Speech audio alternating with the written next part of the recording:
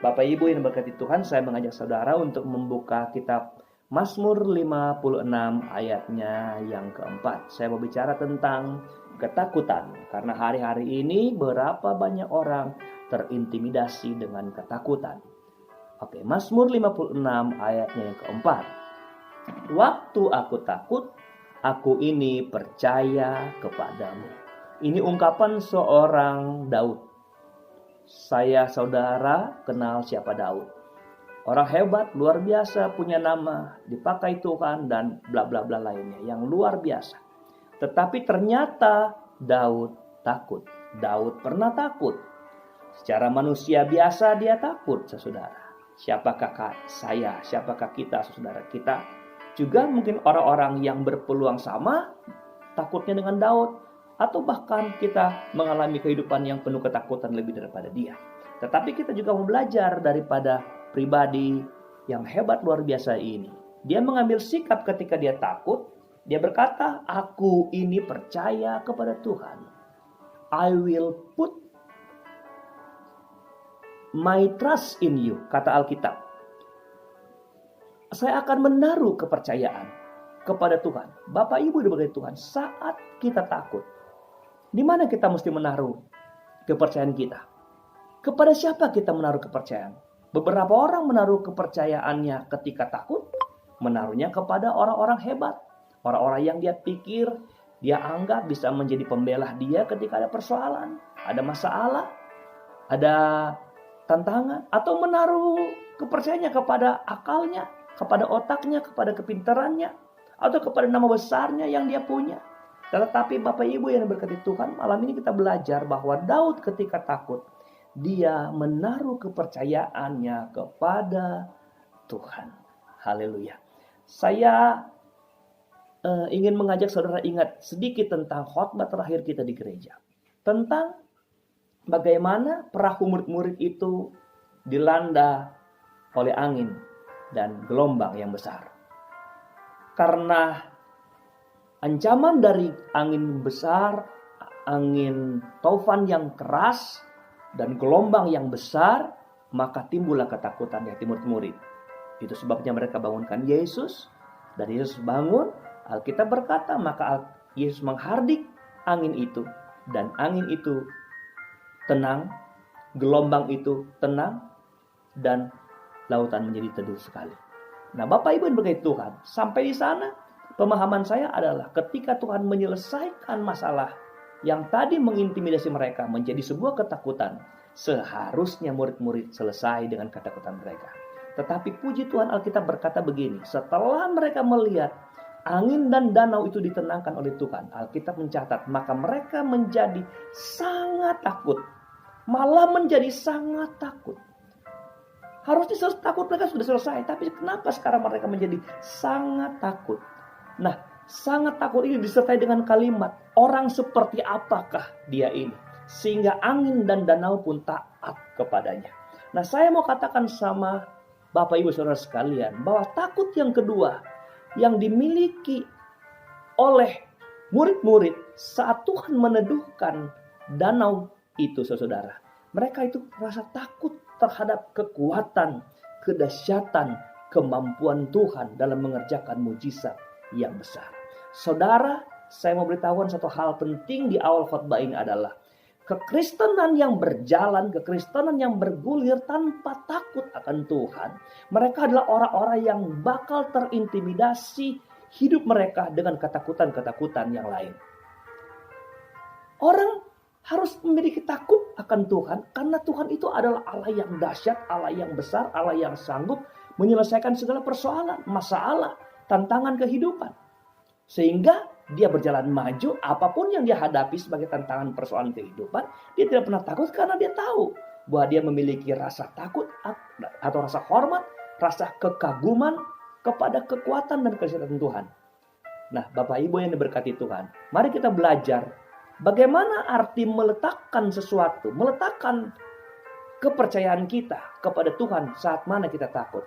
Saya memiliki 3 hal sederhana pada kesempatan ini untuk menjadi bahan renungan kita bersama.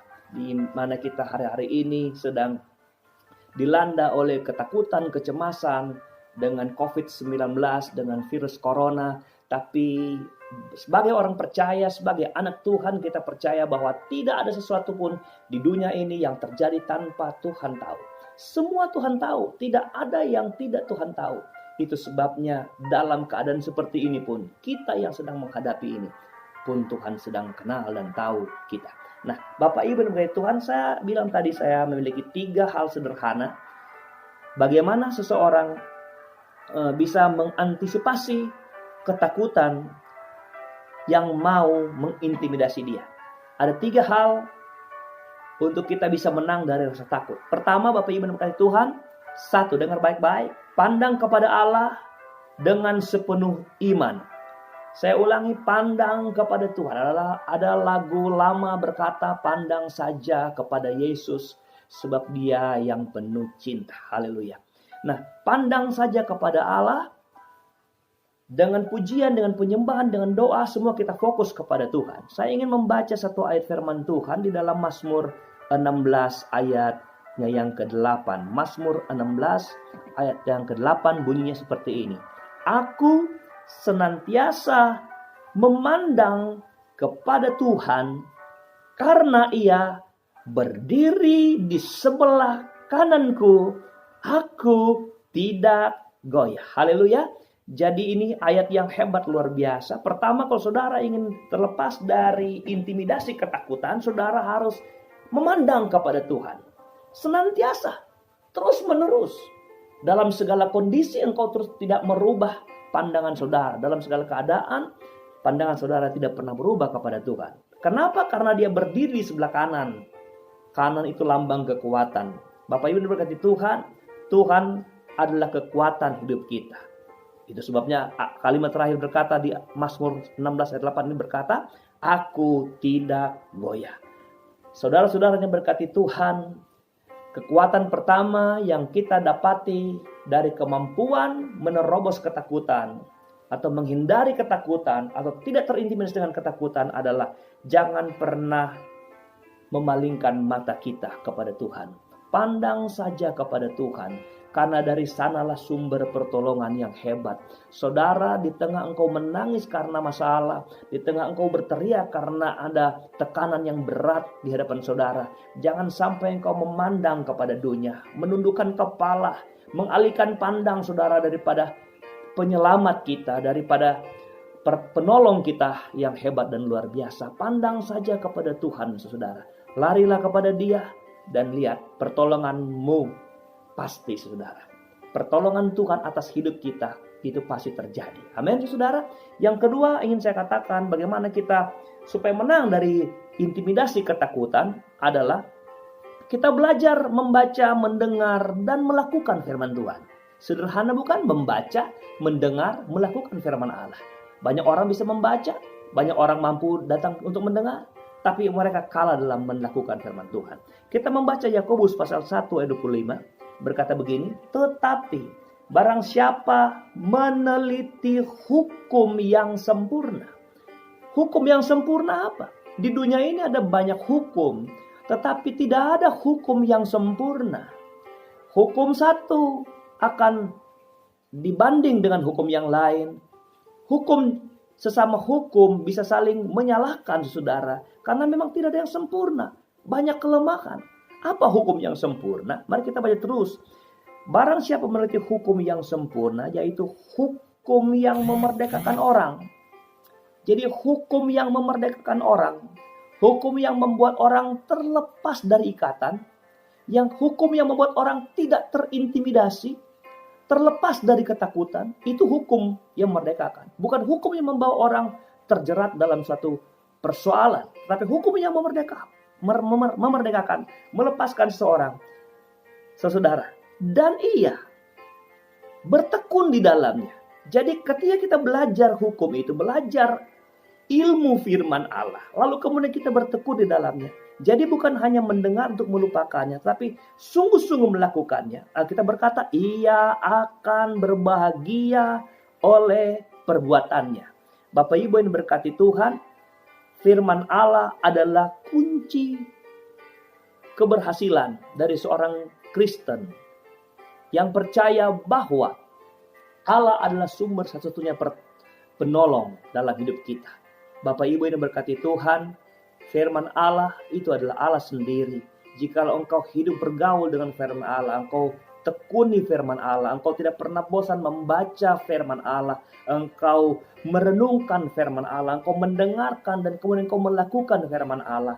Di situ sebenarnya letak kemenangan seorang Kristen. Kalau engkau cuma orang Kristen yang separuh-separuh, setengah-setengah, Kristen yang suam-suam, Kristen yang hangat-hangat tai ayam, saudara, engkau tidak akan pernah mengalami kemenangan sejati dalam Tuhan.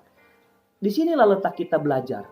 Masalah, tantangan, persoalan menjadi alat ukur apakah kita sekarang adalah orang Kristen yang meneliti kebenaran Tuhan, yang belajar firman Allah, lalu kemudian melakukannya. Sayang sekali, hukum yang memerdekakan ini kalau tidak kemudian menjadi kehidupan kita. Firman ini harus menjadi bagian hidup kita. Menjadi dihidupi di hidup kita. Supaya apa? Firman Allah inilah yang memenangkan kita, membebaskan kita dari segala intimidasi ketakutan. Haleluya. Lewat firman Allah, kita belajar bagaimana kita menjadi kuat. Bukannya tubuh, jiwa, bahkan roh kita menjadi kuat. Yang ketiga, yang terakhir Bapak Ibu yang diberkati Tuhan adalah berdoa dan berserah kepada Roh Kudus. Kita membaca Alkitab Filipi 4 ayatnya yang ke-6. Bunyinya begini, janganlah hendaknya kamu khawatir tentang apapun juga, tetapi nyatakanlah ke dalam segala hal keinginanmu kepada Allah dalam doa dan permohonan dengan ucapan syukur. Haleluya. Yang ketiga adalah saya mau katakan orang Kristen harus hidup dalam doa dan berserah kepada Tuhan. Doa dan berserah kepada Tuhan. Saudara, doa adalah tempat pelarian orang Kristen yang paling aman, yang paling nyaman. Saudara, ketika engkau penat dengan akalmu, penat dengan kemampuan-kemampuanmu, engkau lelah, engkau sudah mengolah semua kapasitas hidup saudara, tapi engkau tidak pernah menemukan jalan keluar. Engkau capek, saudara. Saya mau katakan, di kaki Tuhan ada jalan keluar. Di kaki Tuhan ada rasa tenang yang hebat.